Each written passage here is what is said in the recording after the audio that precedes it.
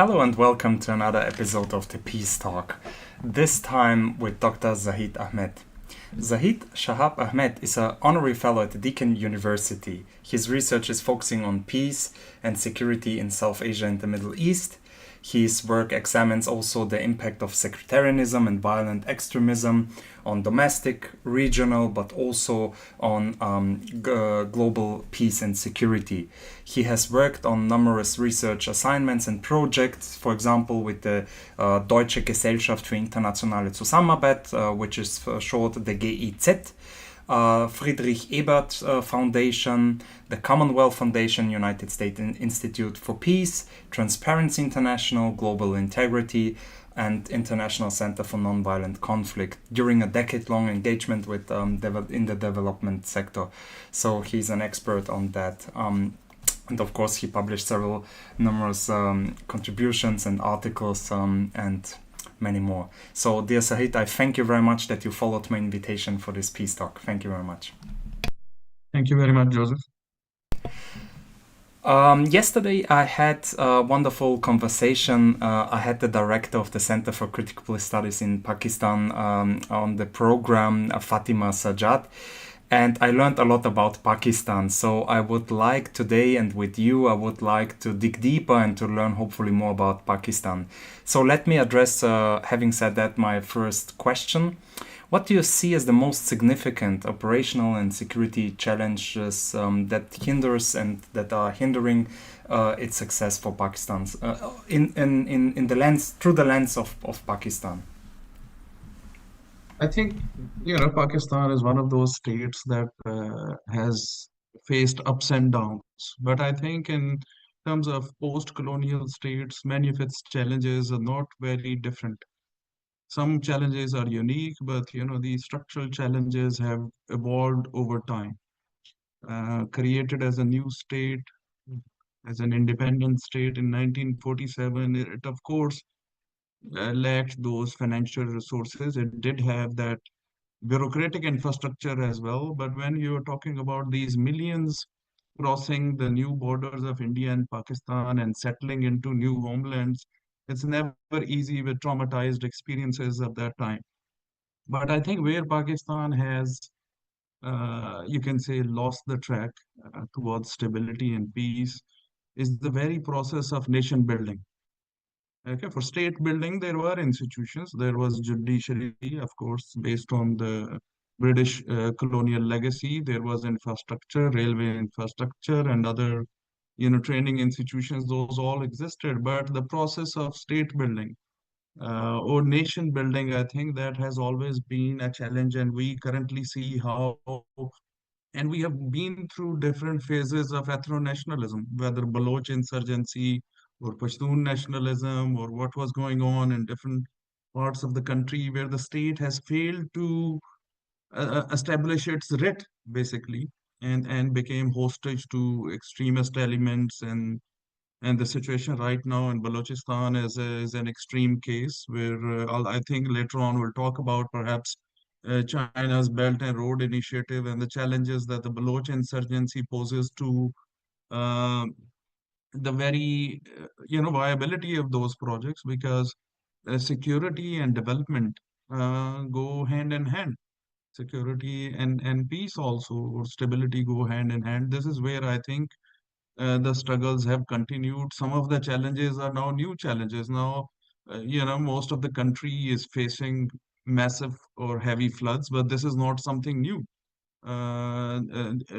Our the current generation or previous generations have regularly faced this, but the state has failed to build enough infrastructure. It's easy to blame climate change, but it's a at the same time there are ways to cope with it. There are ways to be more resilient and to reduce the consequences of all of this. But then is the issue of course, another major issue is the very prevalence of extremism and terrorism. A lot happened because of Pakistan's participation in the Afghan-Soviet war and how thousands of mujahideen from around the world were recruited and trained in Pakistan. and then sent to Afghanistan to fight the Soviets. Of course, then Pakistan was with the US and in this war and for its own strategic gains as well. But then when the Soviet Union collapsed, the war in Afghanistan ended, this infrastructure of extremist organizations was still there in Pakistan or it's in tribal areas, and we can see its consequences. 1990s was then another decade, or you can say the worst decade in terms of the sectarian violence in Pakistan, the Shia Sunni violence in the country, and of course we can link it to various issues, various regional developments as well. For example, the Islamic Revolution in Iran and how Iran began supporting Shia elements in Pakistan and so on as well. So there are, I think there are historic factors. There are factors that Pakistan experienced because of its geopolitical reasons. Pakistan was born with a very big security dilemma with reference to India. So historically and even until today, Pakistan's two key national interests are to, of course, its economic security, but also its military modernization to counter the India threat.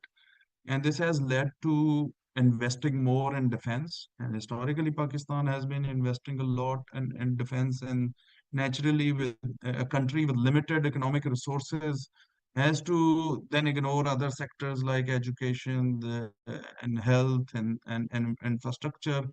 And if we go from one region to another region within the country, you would be surprised to see that the quality of the infrastructure completely changes. And this has also given rise to ethno-nationalism and minority ethnic among ethnic minorities, you can say. But again, I'll go back to my starting point. Our policy makers or our leaders never really invested much in building a nation. Strong countries have a nation, and they build it through either strategic narratives, through their projects, by equally treating everyone despite their different ethnicities and religion and so on. A country that is so divided on ethnic lines and religious lines and sectarian lines is itself, a ticking time bomb, and time and again we have seen its consequences in the country. And unfortunately, even now, um, right now, you can say, these floods or, small scale conflict with India, those are occasional incidents. But one has to look at the root problems of other reasons to make sure that the process of state building continues. There have always been talks of maybe creating more provinces within the country for better administrative setup, but there's the lack of the political will. Again, on the issue of creating more water reservoirs to deal with floods, it has also faced challenges because of the lack of political will.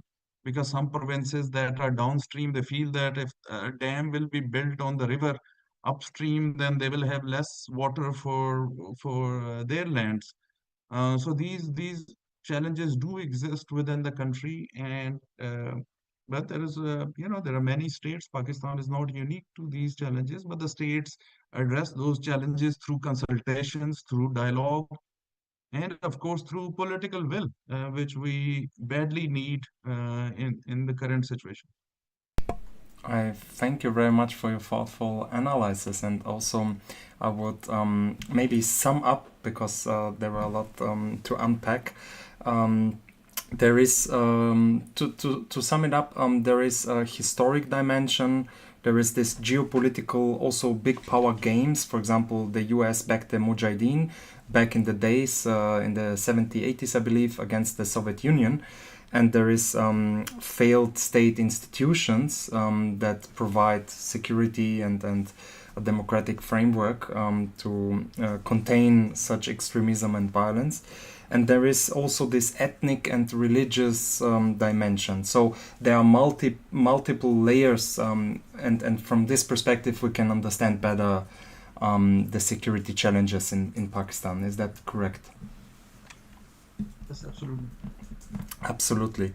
And in that sense, it is quite astonishing that Pakistan, for a smaller power and state, is always such, how can I put it? The I don't want to say victim of big powers against the Soviet Union on one hand, against the United States on the other hand, but I'm afraid I have to say it. Yeah, how did that play into the minds of Pakistanis, and also how did it shape Pakistan as it is today? This whole history of violence and foreign interventions and foreign big countries and empires, so to speak, that have their interest in the Middle East and yeah. When the Soviet Union moved into Afghanistan, Pakistan's big concern was that Pakistan could be next. If the idea in Kremlin was to reach the warm waters of the Indian Ocean, then this was the way. Afghanistan, as a landlocked state, did not fulfill that agenda, but of course, it's in the way. And then Pakistan could be next. This did play into, um, you can say, the thinking of the policymakers in Islamabad. Although before the Soviet troops moved into Afghanistan, Pakistan's relationship with the US was not very good. Pakistan was facing US sanctions, and it was mainly on the issue of the nuclear program.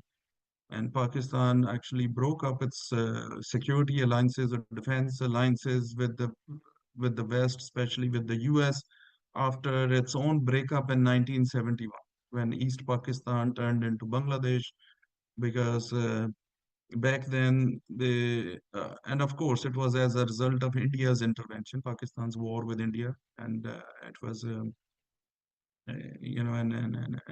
embarrassing occasion, but at the same time very traumatizing for the country, because there are not many post-colonial states who have disintegrated, and Pakistan being the one. It of course plays into um, thinking of the policymakers, and it still remains one of the key factors, because since then the situation changed. That is when Pakistan actually started its own nuclear program, because they felt that there's an existential threat we have already broken. We cannot afford to break further, and this was the way out. The prime minister of the time said that we would eat grass, but we would develop Pakistan's nuclear program.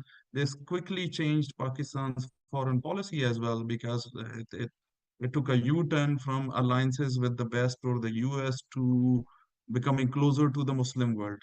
That was sort of the revival of pan-Islamism. Pakistan hosted the summit of the Organization of Islamic Cooperation in Lahore in the early 70s, and that's where Pakistan was able to pitch its position or to gain support towards its own nuclear program. Now, if you know what is happening to Iran and its nuclear program, you can understand that it's not easy for any other country to become nuclear easily. There is always opposition, and Pakistan faced sanctions. And when this opportunity came that the US wanted Pakistan to support its mission in Afghanistan by sending mujahideen and so on, Pakistan fully embraced it because of its own security concerns. And of course, there was opportunity. Uh, uh, a weaker power. Here we are speaking in terms of relative calculations, because we're talking about Pakistan versus India. Pakistan has always sought the support of powerful states to modernize its military and to receive economic assistance.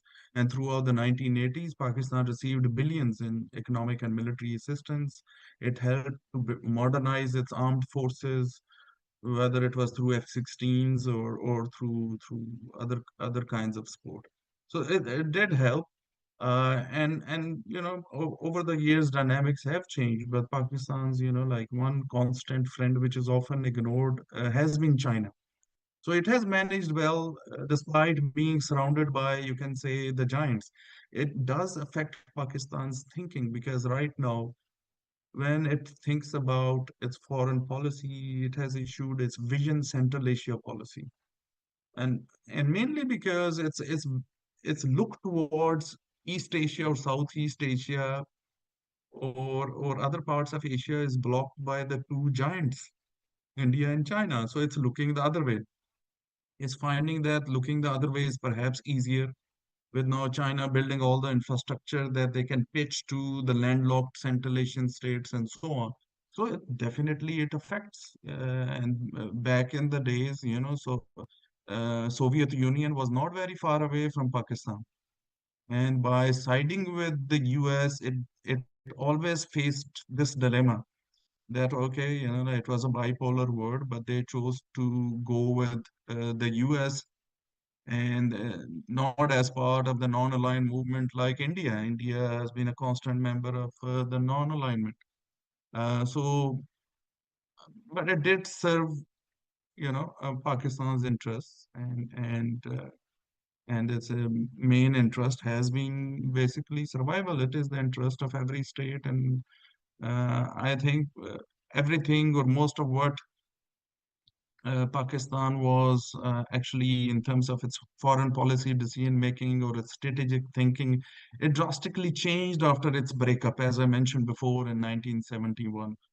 And then it changed again after the collapse of the Soviet Union, because then the US emerged as the superpower of the world, and it became more easy to collaborate with the US.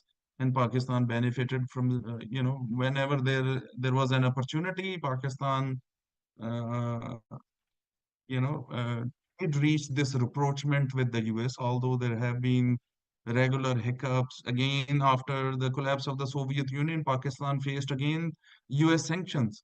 But then came 9/11 and again the cooperation under the war on terror and so on. I think it's a typical small middle power dilemma.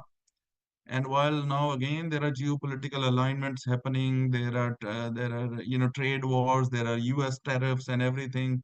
We again see a lot of moving pieces, and we see how now these small and middle powers are again dealing with this puzzle of choosing sides because they cannot be on all sides at the same time. Neutrality is no longer an easy option. Thank you very much for your deep understanding and the answer to my question. You mentioned also that Pakistan gained nuclear weapons, and I see that as a security dilemma and also a tragic logic that small countries, especially smaller countries, also, for example, Iran is now aiming and has every incentive to develop nuclear weapons after the invasion of Israel and the bombing of from the United States. So I see there also that it's true that for smaller countries it makes them maybe more secure, but in general it makes the whole world insecure, and is it is a dilemma. So maybe we can unpack that as well a little bit. That this is also Yes, not good for absolutely. humanity, but maybe good for the state. As I mentioned at the very start, Pakistan was born with a security dilemma. Born with territorial disputes with a very, very large state next door, India, having very long borders, sea border and land borders with India. Then there was a war in 1948, another one in 65, then 71, then 1999 after they became nuclear. It was a small scale war. Nuclear deterrence in many ways has worked in the case of India and Pakistan. Since then, they have only engaged in small scale wars that have not lasted for long or have not caused as many casualties as were the cases in 65 and 71. But again, if more and more states become nuclear, what kind of world we are imagining? Because this money can very well be used for development, can very well be used to handle emerging challenges like climate change or for climate resilience and so on. because this is not going to stop. Everyone has been warning Pakistan and countries in the Himalayas that this will be a regular sort of occurrence, floods coming from the mountains because the temperatures are increasing and so on. But then it's a matter of how we look at it, or how policymakers look at it. As I mentioned, Pakistan's 1971 breakup was a very traumatizing sort of incident, and then this nuclear program was rolled out. Pakistan pitched it as an Islamic bomb, and being the only Muslim country that has a nuclear weapon also plays into how Pakistan behaves within the Muslim world. Since then, it's kind of a moral booster. Um, Maybe it gives a sense of security to other Muslim states as well, because up until that point, there was no Muslim state that was successful in becoming nuclear. Um, but now we have possibly other countries working on their nuclear program. Each state has to look at now, through the lens of its own national interest. The realities are different. I'm not promoting nuclear weapons by any means, but I'm just objectively looking at the situation. If we go back in time and look at the situation in Pakistan's decision making at the strategic level after 1971, then of course the existential threat or the matter of survival was very prominent on the cards, and they had to, and they didn't have much money, so they had to work with other countries who could maybe fund their program in a way, and successfully they managed to make it happen. There are a lot of other countries who have tried, and they have failed in this mission. But in the case of India and Pakistan, I think we can positively look at it because for the time being, or since then, the nuclear deterrence is working. Otherwise, who knows what could have happened, because they have not been able to resolve any of their pending disputes. Kashmir is just, one being one prominent one, but they have other territorial disputes and other differences. But I think it's as by having, nuclear, they both understand that they cannot prolong any war or any conflict because the consequences can be very, very disastrous. Thank you for that insights. Having said all that, and let's keep in mind the U.S. China rivalry. Let's have them in our mind. We see that China is, with the Belt and Road Initiative, promoting cooperations, economic ties with not only Pakistan through the China-Pakistan Economic Corridor, but also with other nations. And also, China broke the deal between Saudi Arabia and Iran, which was a historic moment. And also, this lifted China to also big peace builder and on the global stage. And also, it was a great diplomatic success in the opinion of many analysts.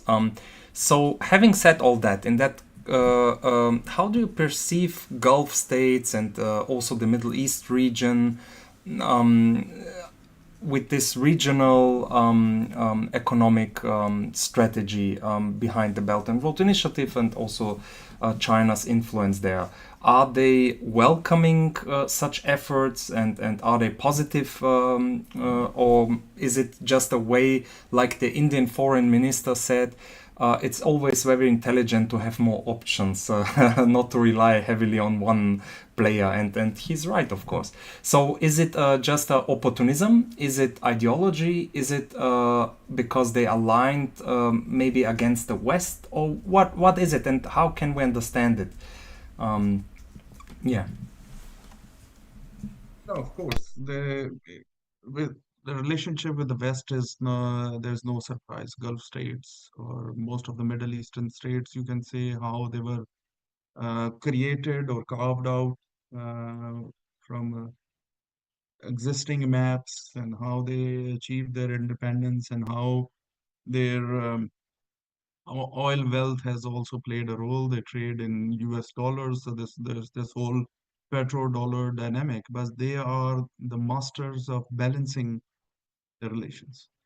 Uh, okay, but there are regular contacts not only with the US.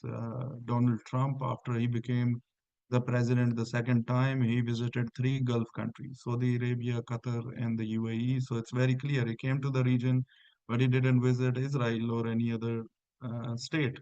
Okay, so that's very clear message. He means business, and where's the business? So these countries in the Gulf are also diversifying their economies. They are thinking of post-oil era because one day oil will run out or oil will become less important. Historically, they were more closer to the US because the US needed their oil. But after the shale oil discovery, the US is no longer importing any oil, so that level of interdependence sort of has changed. That under different eras, especially under Barack Obama's era, this region was ignored. It wasn't a priority. There was more focus on Southeast Asia or the Pacific, the Indo-Pacific, you can say. Uh, but that perhaps provided China with an opportunity to also sort of build inroads. But also, I'll repeat the same point. From the Gulf countries' perspective, they are the masters of having balanced relations because they know that historically that is something that has helped them, that has helped their economy, that has helped their stability. So taking sides is no longer an option. And I think these big powers also understand. And also, when big powers are competing with each other, they are not asking each and every state to take a side. They only ask states that have some significance to them, either militarily or strategically, and then those states, for example, the case of Pakistan, Pakistan has failed to remain neutral because its geostrategic location, it has a sizable military, it has significance in terms of intelligence. So a country like that has often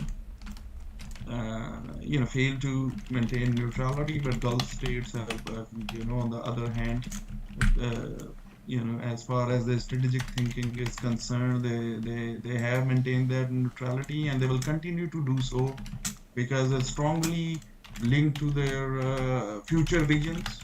As Saudi Arabia is modernizing, as the UAE is diversifying its economy, and the Qatar is doing the same. And when Trump was there, they signed a mega deal to buy more Boeing planes. Okay, so there's a lot of business. There's a lot of investment from Gulf states into the US and in Western countries and backwards as well. Microsoft has been investing here because these states are now very much interested in artificial intelligence. So there's a lot of AI related investment. And at the same time, there are regular visits between Moscow and Gulf states as well. China, on the other hand, since the Belt and Road Initiative, although its historic policy was different, but Gulf states are different. So its historic policy regarding Middle East is that it is the United States mess or the West mess, and they should deal with it. China still has that position, but it did, as you mentioned, broker a deal between Iran and Saudi Arabia, and no one was actually thinking of that at that time. It has played a role in promoting China's goodwill, I think, in the region. As far as Belt and Road Initiative is concerned, it's again linked to the policies of these countries. They want to have balanced relations. They want to grow their economies. They want to grow their non-oil economic sectors as well. And there China comes in, okay, to build industry. When it comes to the Asian Infrastructure Bank, they have a branch in Abu Dhabi. Okay, so there's already, you can say that they have embraced the Belt and Road Initiative.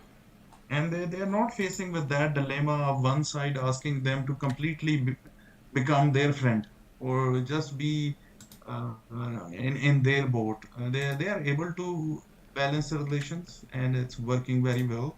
When recently there was India and Pakistan clash, I think the reports came out that the Pakistan side, even before that, was asking Gulf states to mediate because Gulf states have very good relations with India and Pakistan both. They have investments on both sides, and of course, there are different levels of investment. India has more potential. There are more investments happening there. There's the very close cooperation there. Historically, there has been close defense cooperation with Pakistan, and of course, cultural relations. India and Pakistan have very large workforces in the Gulf region, millions and millions, especially in the UAE and Saudi Arabia. So all this, I think helps Gulf states navigate very carefully, and their leadership also has these, they have cultivated these relations with leaders and business communities in different parts of the world. So I think they are in a better position to practice strategic autonomy than a country which is economically dependent on other countries. So their situation, luckily, is not the same. There's a lot of literature on how economically poor countries or countries dependent on foreign aid cannot have a free foreign policy. And that is the reality. They are prone to more influence. We've seen the case of Pakistan where time and again it is dragged into other people's problems because it doesn't have that strategic autonomy by virtue of being economically dependent. So just to sum it up, I think China's influence is only going to grow. There's global dynamic also. As the West is trying to contain China, it is looking for other innovative ways to expand its influence. And we already see in South Asia, China's influence has increased a lot. In Southeast Asia, especially in some countries, China had historic influence because of, you can say, Chinese origin communities living there, whether Malaysia or Indonesia or Singapore and so on. We go to Africa. China actually is doing a lot of work there. The whole African Union headquarters is built by China. We go to Pacific Islands, small countries, same is there. We go to Latin America, South America, China's influence is growing there as well. So when there is no space for China in the existing world order, it is trying to carve out something for itself. And as the emergence of another superpower, we are moving towards multipolarity. I think the US can only delay China's rise. I don't think so. It's completely possible to hold back China because they are in a very good economic position. They also have invested a lot in research and development and military modernization, and their reach is expanding, and they have overcapacity to produce, which will be materialized through Belt and Road Initiative. I think, of course, I don't have all the data to back up these claims, but I think it's no surprise that the trade to many of these BRI countries is going to increase. And at the same time, with some of those BRI countries, their defense cooperation will also grow because they will have deeper engagements with those countries, and also to maybe say secure their own investments there. They are building these massive infrastructures, and if those massive infrastructures are threatened, then of course, China perhaps will be more eager to take care of those, security matters or the security arrangements to save its billions of dollars that it has invested in different countries around the world. Thank you for bringing up that many points. Also, I see that we have a question from the live stream chat. Thank you very much for the audience for engaging. And I want to bring up this question and also my observation. And let's see if you can put it together. So the question from the chat was, how might the evolving China-US strategic competition, particularly in the context of BRICS expansion, reshape Pakistan and Bangladesh's geopolitical and economic choices in the coming decades? So this is the question, and my question also very related to this question is the US sanctions and also the Trump's foreign policy actions acted as a major catalyst in driving, for example, China and Russia together. They announced a no limits partnership. So this is obvious and stark statement. On the other hand, we see that also India is now, which has also its differences with China, is now coming closer and closer to China. I have read some reports that China will soon give India some rare earths. So this is also interesting point. Yeah, my question is, in the context of this US-China strategic competition, in the context of Trump's aggressive foreign policies, can we observe that Pakistan, India, Bangladesh, that all this Southeast Asia and Middle East nations are coming closer and closer to BRICS and to China? So that's a lot to unpack. Hopefully we get all of this. Take the issue of Pakistan, Bangladesh first. Okay, so again, there are historic reasons. The way Bangladesh became independent and the war and the atrocities and so on, all the bloodshed did play a role in shaping the relationship. And of course, there was domestic politics, the Awami League parties still towards India. And now, since the removal of Sheikh Hasina's government, we see that there is more and more rapprochement between Dhaka and Islamabad. But it's not just the Awami League factor. At the same time, Bangladesh was also has been facing some troubles in terms of its relationship with India, and that that is another factor. While at the same time, they are engaging more deeply with China. They are members of China's Belt and Road Initiative. So there's also this China factor. I think Pakistan's foreign minister just this week visited Bangladesh, which is, I think, first visit in 13 or 14 years by a Pakistani foreign minister, who's also deputy prime minister of the country. So this is massive. They have signed a number of deals. I think the relationship will grow. When it comes to the bigger South Asia, the dynamics are very different. We are talking about the rise of Hindu nationalism in India. Again, there's a domestic factor that we cannot ignore. India-Pakistan's own conflict has led to already, the South Asian Association for Regional Cooperation becoming virtually ineffective. Although on papers it exists, it has institutions, but heads of states meetings have not happened since 2019 because of mainly India's opposition and allegations of cross-border terrorism on Pakistan. But now with Trump coming, dynamics have changed. Before Trump imposing extra tariffs on India, um, China and Pakistan were discussing actually creating another regional forum in South Asia, through which, of course, that was something that will help China greatly in terms of engaging with all these countries surrounding India. So this was already creating, I think, more insecurities for India because India at the moment is facing a unique situation where it doesn't enjoy very good relations with most of its neighbors. Historically, that was not the case.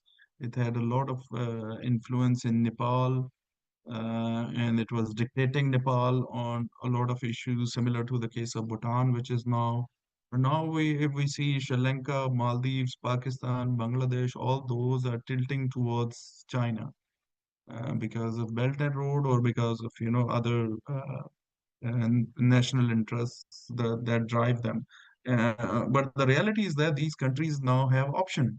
While China is rolling out its Belt and Road initiative, these countries, especially landlocked countries, we can clearly see that historically they were bullied by their coastal neighbors because they were trading through them, their ports, they were using their ports, and now they have option in China. China is investing, China is building infrastructure and so on, and this has led to, of course, some change in India's approach towards these countries that I think they do realize that they are no longer in a position to use the same level of pressure on these smaller countries.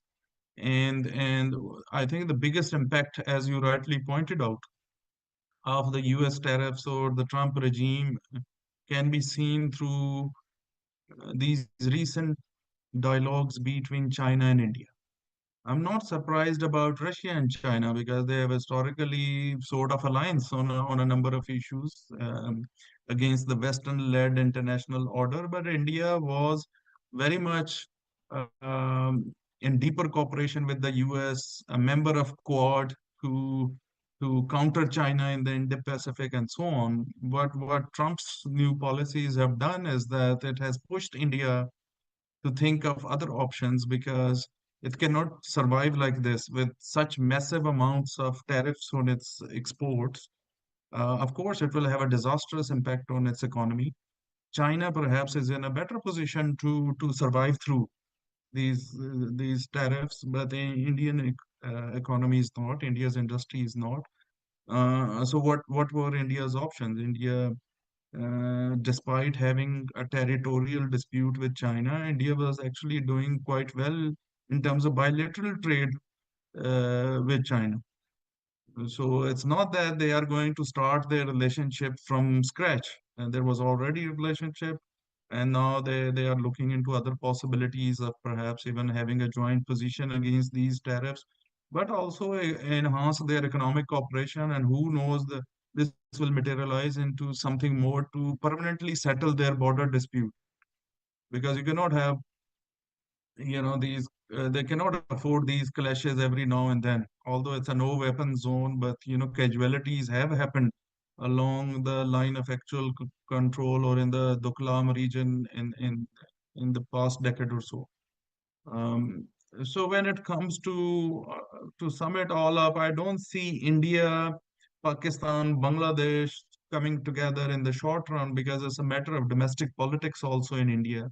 Under the current regime, I think they will find it very difficult to take a U-turn on their position while their domestic policies are not very conducive or aligned with this kind of narrative if they try to promote that they normalize the relations with Pakistan, although recently there were again clashes and the reports that Pakistan shot down Indian fighter jets and so on. So the wounds are very much fresh. But Bangladesh and Pakistan, I think there is a lot of hope.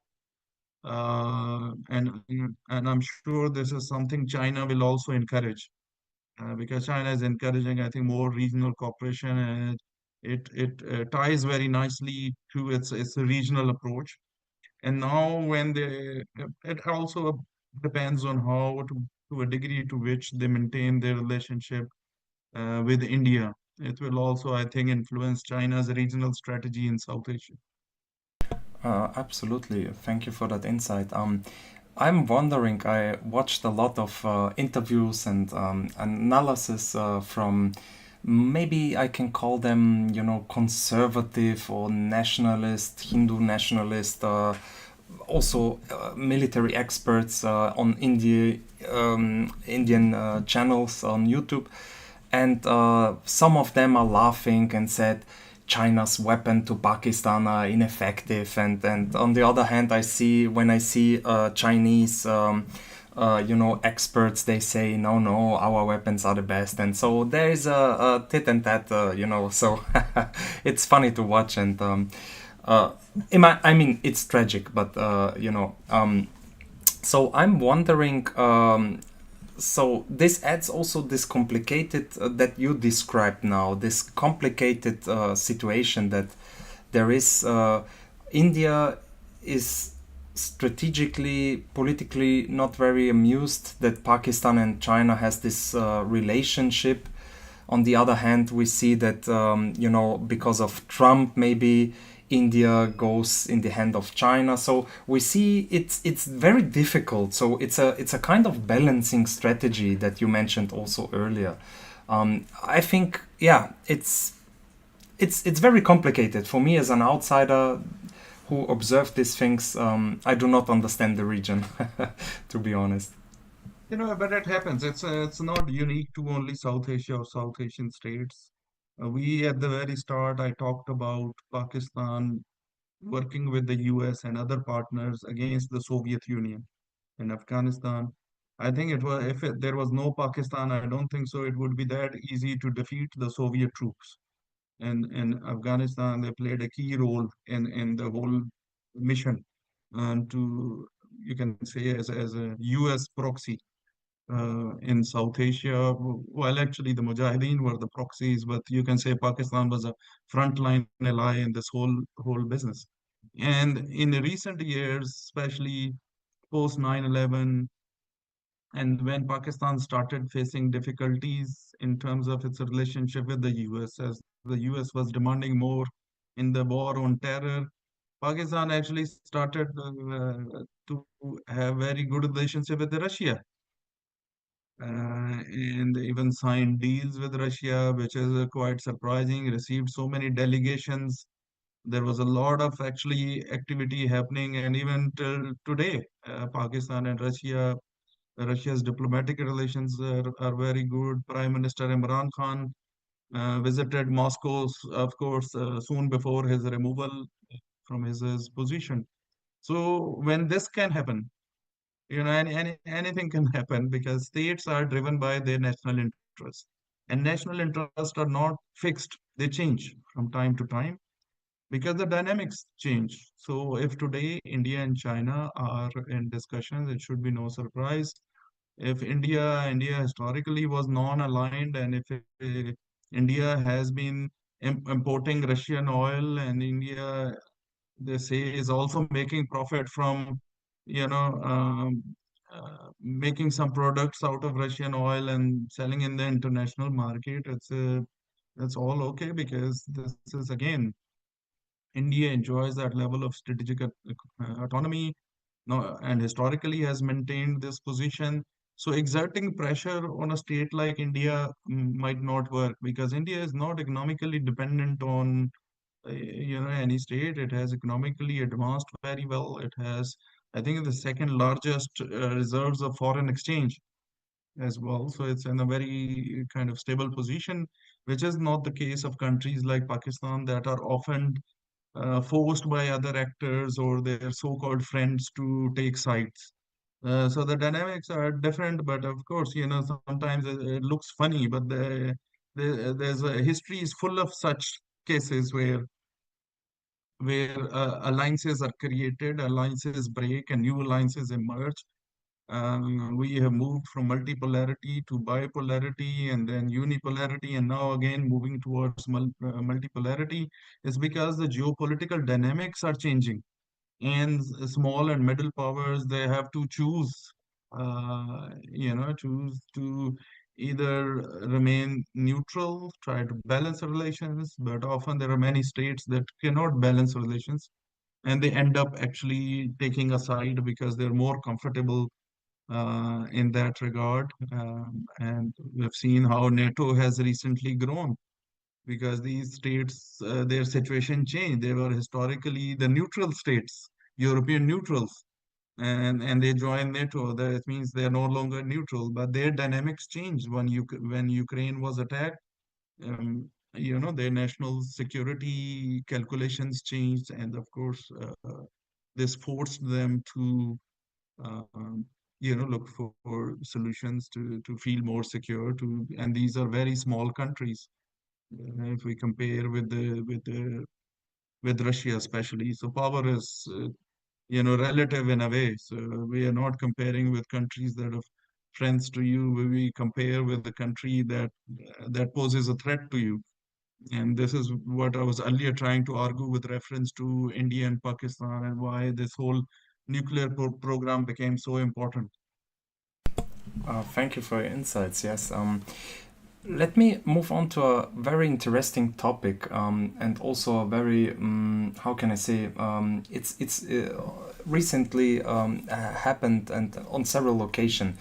Pakistan is one of the most vocal countries condemning Israel's military operation in Gaza, in various, United Nations platforms. Many diplomats, also on the highest levels, and also diplomats at the United Nations Security Council condemned Israel for its actions, and also called it a genocide and ethnic cleansing. So Having said that, Pakistan also, is part of this, what was it, member of the Organization of Islamic Cooperation, and also is calling for action. Could you elaborate on that position? What are the outcomes? What can we expect, or yeah? Because I saw, for example, Turkey is also very vocal, but the actions show in a different direction. Turkey is doing on the ground nothing. And for example, Saudi Arabia, the United Arabs are also, condemning and diplomatic and saying, yeah, it needs to stop, humanitarian corridor and ceasefire and so on and so forth. But actually, we don't see any action or any, efforts, if I may say so. And what is the Pakistani position in that regard? Pakistan again faces that dilemma. They do realize while they are trying to grow their relationship with the US again or repair, there have been several recent exchanges. Pakistan's army chief was in the US, I think, a couple of times in the last few months. US delegations have come to Pakistan, and they do realize that, like when it comes to whatever Israel is doing, of course, the world calls it a genocide. At the UN, whenever this issue is raised in the Security Council, where Pakistan is a non-permanent member now, the US uses its veto, so nothing moves on.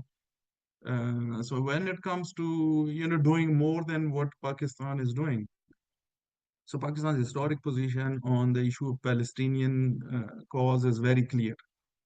Uh, One of the countries that has a statement in its passport that it doesn't recognize the state of Israel. And Pakistan has, I think, the largest Palestinian embassy in the world. So these are just some indications to show how this issue is very important. But again, Pakistan doesn't have a lot of cards. Again, economically, it is again going to the IMF again and again for new packages. It is dependent on the West for aid, and largely the West, which is supporting Israel in all of this. And often you see the media as well, they still call it that whatever Israel is doing, it's self-defense, uh, unfortunately. So, in the midst of all this, of course, Pakistan is a very prominent member of the Organization of Islamic Cooperation, now within the UN. I think it's one of those prominent countries that is pushing for more from the international community, but alone, Pakistan is not in a position to, I think, do more. There has been a lot of talk of Pakistan thinking of normalizing relations with Israel, but that is highly unlikely to happen considering the perceptions of the masses and how emotionally they are attached to the issue of Palestine. At the same time, they're wary of how close there is cooperation between India and Israel uh, in the defense sector. Also, recently in the clashes between India and Pakistan, the drones that came to Pakistan, they were all made in Israel.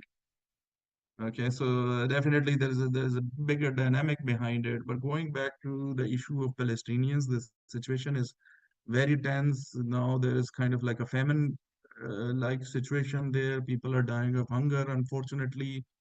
Uh, and whatever aid is sent and whatever aid that reaches, is still not enough. But again, I don't think so.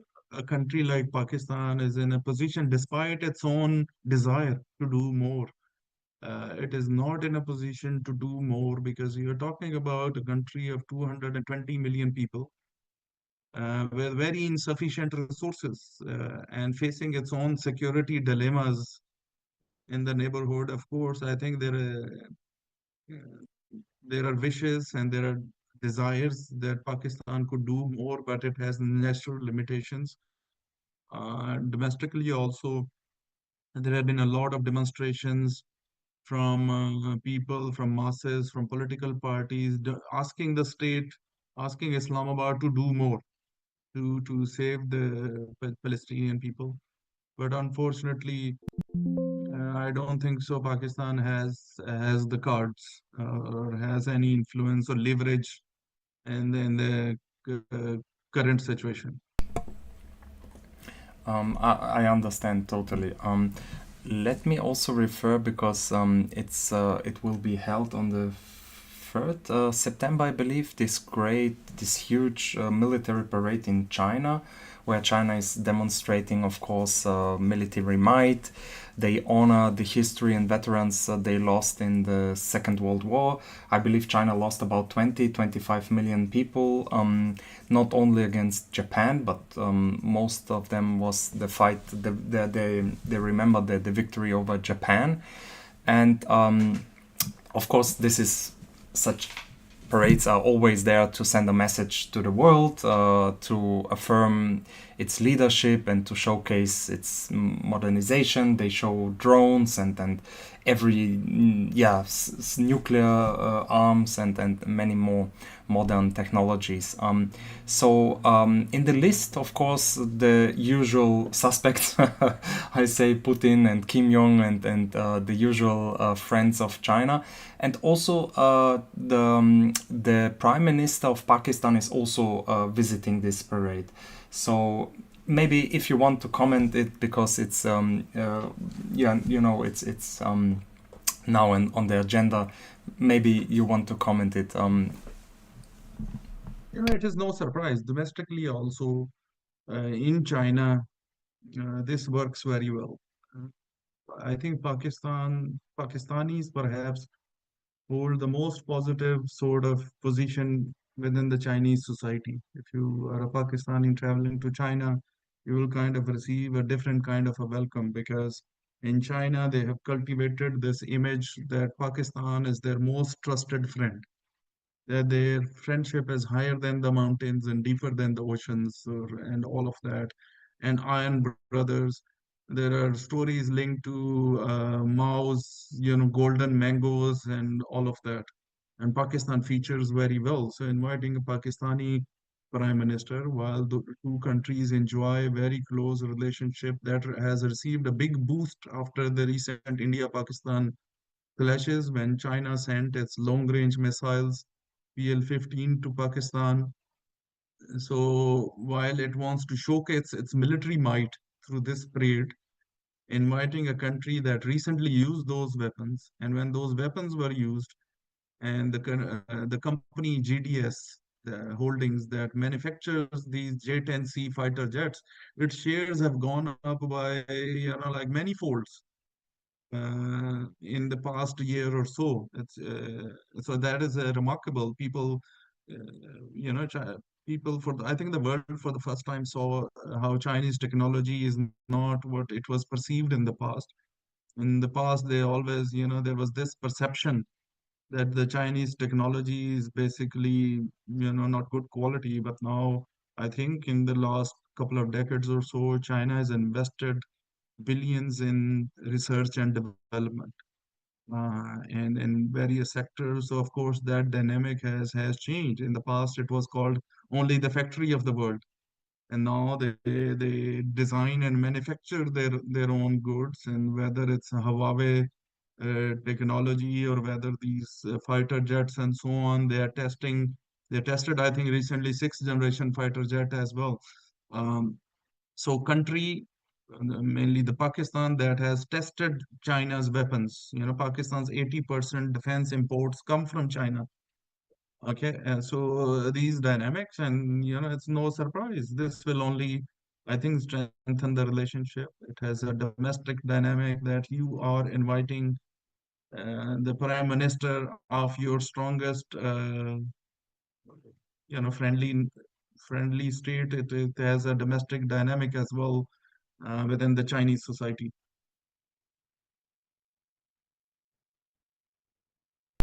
Thank you for that answer. Let me move to my last question. You mentioned earlier Balochistan. I'm not. I don't have many information about that. I know that China is aiming to use this corridor, the access to the sea, so it can transport goods and other the China-Pakistan economic corridor. It is also important for the Belt and Road Initiative and so on and so forth. But why is stability and security, especially in Balochistan, so important? Not only for China. This was we missed, I believe, this part. Yes, the China-Pakistan Economic Corridor, which is one of the key projects. They call it the flagship projects of the Belt and Road Initiative. Of the China-Pakistan Economic Corridor, the key project is the Gwadar Port, deep sea port in Balochistan. Balochistan that has been facing Baloch insurgency. I talked about its historic reasons, and it's rich in terms of energy resources, and Pakistan historically from a place called Sui, all the natural gas which was going to all across the country through the pipelines, but people living next to Sui in Balochistan didn't have access to it. Okay, so there are historic grievances. Their leaders received royalties, but when you look at the level of infrastructure there and so on, and they are genuinely concerned because they are the least populated province. They're concerned that if more and more people from the outside will come there for jobs, then their demographic balance will be disturbed. At the same time, they're concerned about their natural resources being exploited. And now when China is implementing all this, they see, China siding with the state of Pakistan to marginalize them. So there's a lot of now anti-China, you know, narrative on top of already there was anti-Punjabi or anti-Pakistan narrative as far as Baloch insurgents are concerned. And also how some of the projects were rolled out, it only added to the grievances of the locals, whether the ones who legally sold their land in Gwadar for these projects under China-Pakistan Economic Corridor, or maybe they were forced. There are issues linked to now the local fishermen not having enough fish in the Gwadar waters and so on. But when you have historic grievances, such incidents, or even little incidents can fuel something bigger. And more now attacks are happening on Chinese citizens. When I last checked, there were 23 Chinese killed in Pakistan, and most of them are killed by the Baloch insurgents. They are sending a clear message. They oppose the China-Pakistan Economic Corridor, and of course, Gwadar Port is one of the key projects of that. What is the solution of this? The solution is to, I think, consult them, consult the Baloch leaders, consult the Baloch communities, and do more in terms of addressing their grievances, do more in terms of, I think, security arrangements there as well for the workers who, whether Chinese or the locals working on China-Pakistan Economic Corridor. From China's perspective, Gwadar Port is very important because they feel that because it's closer to China's western region than the ports in Shanghai, for example. China is such a massive country, and these western regions, although they were central to the ancient Silk Road, Xinjiang, for example, they developed a lot during ancient times because there was a lot of trade and activity happening. But then in modern times, that was not the case. By virtue of, I think, operationalizing Gwadar Port, China is hoping that more development will happen in Xinjiang, and perhaps this is something will help China address its concerns linked to what China labels as extremism in its western parts. So it has I think multifaceted kind of dynamic, and of course Baloch insurgency poses a serious challenge to um, its survival or its full operationalization, or hurdle in the way of uh, benefiting as China was expecting or Pakistan was expecting from the Gwadar port and other projects within Pakistan. Thank you very much. for your expertise. And I want to demonstrate and show to the audience your books. For example, you published 2013 the book Regionalism and Regional Security in South Asia, the role of SARC, and SARC is the acronym for South Asian Association for Regional Cooperation. This was one of the books, and then the other book that I wanted to mention is also sounds very interesting. It's Iran's soft power in Afghanistan and Pakistan. I believe it was also published. No, the Iran soft power book in Edinburgh University Press, and the former that I mentioned in the famous Routledge publisher. So yeah, just want to encourage the audience to read the books and have a look at the books. And I don't have any further questions. So if we missed something, now it's the time to edit. Would you say something It's about all the good. books? Thanks for mentioning my books. My forthcoming book is on the role of identity in Pakistan's foreign policy. Will be published by Manchester University Press early next year, and continue to work on Pakistan's foreign policy, on South Asian security and regionalism and so on. So China's Belt and Road Initiative, that's why it's an interesting dynamic, and so are these geopolitical realignments that I focus on. So I will gladly read it, and hopefully we can make another interview for that. And thank Thank you you very very much. much for your time and that you followed my invitation for this interview. I appreciate it a lot, and I learned a lot. Thank you very much. Thank you very much.